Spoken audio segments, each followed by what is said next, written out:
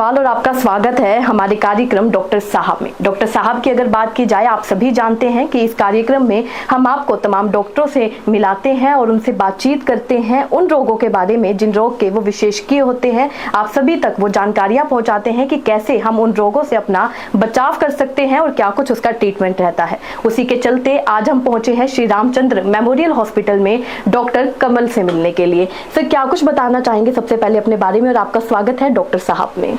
Thank you. आपका myself Dr. Kamal Charaya. I'm MD Medicine, mostly having special interest in the critical medicine. I am heading Shri Ramchandra Memorial Hospital. Sir, अगर medicine की बात की जाए तो India की अगर हम स्पेशली बात करें तो छोटा सा भी अगर हमें जुकाम हो जाता है, सर दर्द हो जाता है, हम लोग मेडिसिन के लिए जाते हैं। लेकिन हमें हमेशा देखने को मिलता है, जहाँ अगर हम दूसरी कंट्रीज की बात करें तो वहाँ बिना डॉक्टर के प्रिस्क्रिप्शन के दवाइयाँ नहीं मिलती हैं। लोग केमिस्ट से दवाइयाँ ऐसे ही नहीं ले सकते जैसे इंडिया में ले सकते हैं। तो ऐसा क्यों होता है और क्या हमें भी अवॉइड करना चाहिए ऐसे दवाइयाँ लेना? देखो, बिल्कुल, देखो, आपको हमेशा मोस्ट ऑफ द थिंग्स के लिए डॉक्टर से मिलके ही प्रिस्क्रिप्शन लेनी चाहिए। But every westernize country has a westernize system कि there is a simple doctor, over that there is a matron, the system change is followed. तो अगर आप एक सिस्टम से मेडिसिन लेंगे, हाफ हज़ार्ड मेडिसिन नहीं लेंगे, तो पेशेंट्स को बेनिफिट है। सर, क्लाइमेट का भी फर्क पड़ता है? बिल्कुल है। देखो, क्लाइमेट का बहुत फर्क है, because it's a largely densely populated country. lot of population overcrowdedness leads to lot of infectious diseases. You see India, there are lots of dengue, lots of malaria, lots of these are, what are this? It's an infectious disease. So basically in outside world जो well developed countries हैं, westernized countries हैं, you are not able to find any malaria, you are not able to find any dengue, right, because everything is due to the mosquito.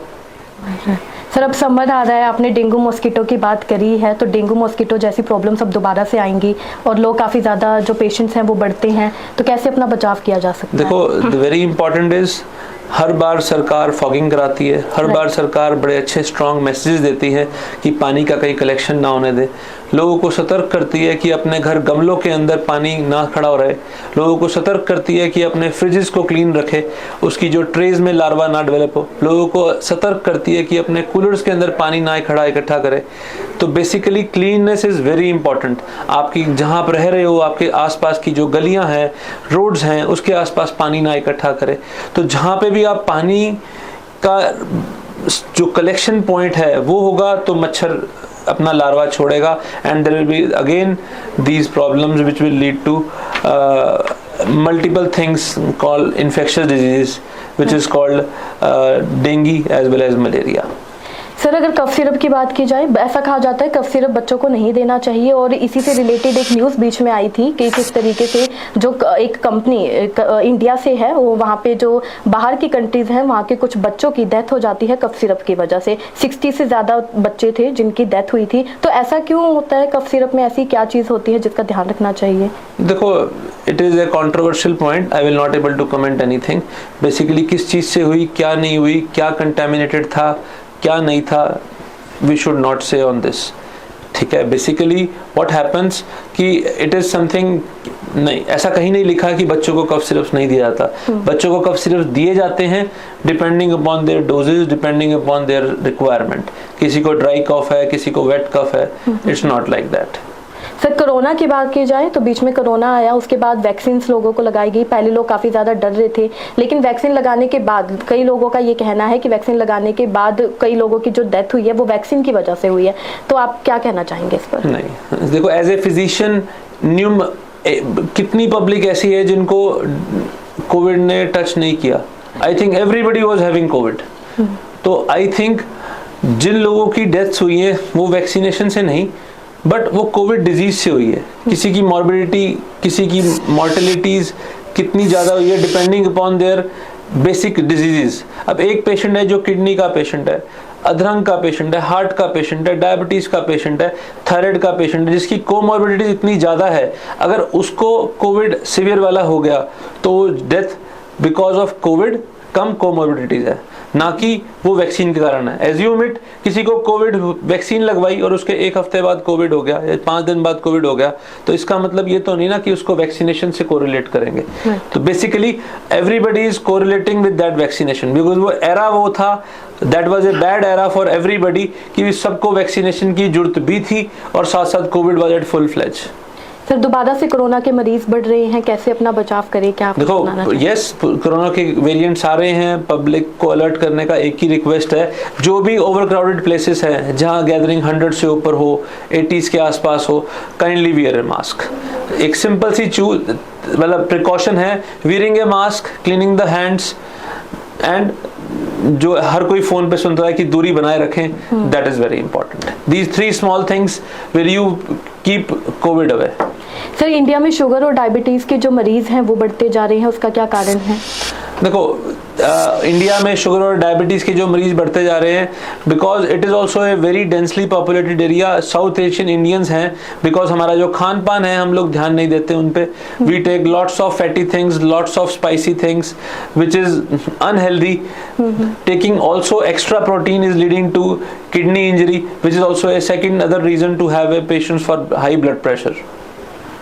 Sir हृदय रोग की बात की जाए तो हार्ट अटैक पहले हमें ऐसा सुनने में आता था कि ज़्यादातर पुरुषों में हार्ट अटैक आता है, लेकिन अब पिछले कुछ लंबे समय से हमें बच्चों में भी और महिलाओं में भी हार्ट अटैक की जो संख्या है वो बढ़ती जा रही है, उसका क्या कारण है?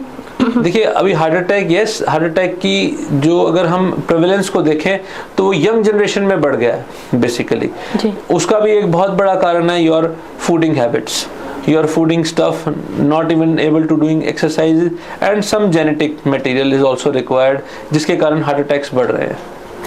सर कितनी प्रॉब्लम्स हैं इंडिया में, काफ़ी ज़्यादा बढ़ती जा रही हैं, जैसे कि आपने खुद भी पॉइंट आउट किया है खान पीन की वजह से है, तो ज़्यादातर जो प्रॉब्लम है वो खाने के हमारे फास्ट फूड लेने की वजह से ही होती है। देखो सारे फैक्टर्स इन्वॉल्व हैं, fast food is also a major factor जो इसके अंदर इन्वॉल्व है, जो बेसिकली अब यंग जनरेशन है who is fond of pizzas, burgers, your noodles, your Maggies, your Ajinomoto stuff into all Chinese items।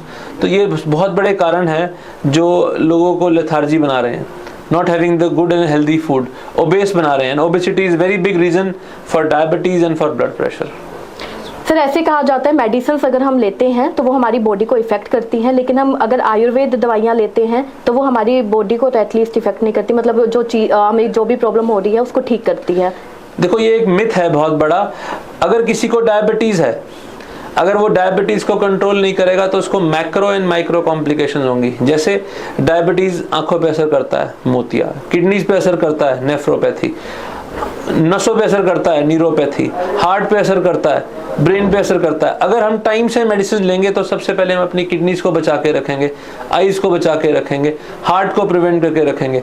तो ये ऐसा नहीं है कि आयुर्वेद, ठीक है, I can not comment about Ayurveda, Ayurveda भी एक अपनी जगह में एक कला है, एक मेडिसिन है बहुत बड़ी, but allopathy should be started with primary decision अगर किसी को कोई भी रोग लग जाता है तो। सर आपको लगता है अगर कोई ज़्यादा बीमार है, जैसे 3 से 4 दिन तक बीमार हैं लोग, लेकिन हम लोग लापरवाही ज़्यादा बरतते हैं इंडिया में, जिस वजह से वो प्रॉब्लम काफ़ी ज़्यादा बड़ी हो जाती है, इसलिए पहले रिकॉग्नाइज करना प्रॉब्लम को ज़्यादा ज़रूरी है, टेस्ट करवाना ज़्यादा ज़रूरी है। देखो यस, इसलिए अपना बीच बीच में डॉक्टर्स की सलाह लेते रहें, डॉक्टर्स को दिखाते रहें, और आज के दिन में लोग थोड़े बहुत अपने प्रति जागरूक भी हुए हैं। They are doing self testing also, they are going directly to the labs, अपने ब्लड टेस्ट करा के भी लोग ओपीडीज में आ रहे हैं। तो जागरूक होने के लिए आप लोगों के थ्रू मैसेज मिल जाए एक अच्छा पब्लिक को कि यस, एक अपनी डाइटिंग करें, अच्छी एक्सरसाइज करें और अपने आप की टेस्टिंग भी कराएं। सर एक लास्ट मैसेज हमारे व्यूवर्स को क्या देना चाहेंगे? मैं एज ए फिजिशियन यही मैसेज देना चाहूँगा कि कृपया करके अपनी बॉडी के लिए, अपनी to be having a good healthy life, 1 घंटा 45 मिनट्स 1 घंटा एक्सरसाइज जरूर करें, वेरी इंपॉर्टेंट। बुजुर्ग हैं सैर करें, यंग चैप्स हैं गेम्स खेलें, एक्सरसाइज करें, कार्डियो एक्सरसाइज करें, बैडमिंटन खेलें, स्विमिंग करें, साइकिलिंग करें, whatever the game any individual wants, वो अपनी लाइफ को 1 घंटे की एक्सरसाइज जरूर दे। And they should also consider to a very healthy food. बहुत ज़्यादा बाहर का खाना ना खाएं, enjoy your life, limited food लें आउटसाइड, होममेड फूड की तरफ जाएं, घर का माँ के हाथ का खाना खाएं, दादी के हाथ का खाना खाएं तो it will be a really healthy food. Thank you so much sir.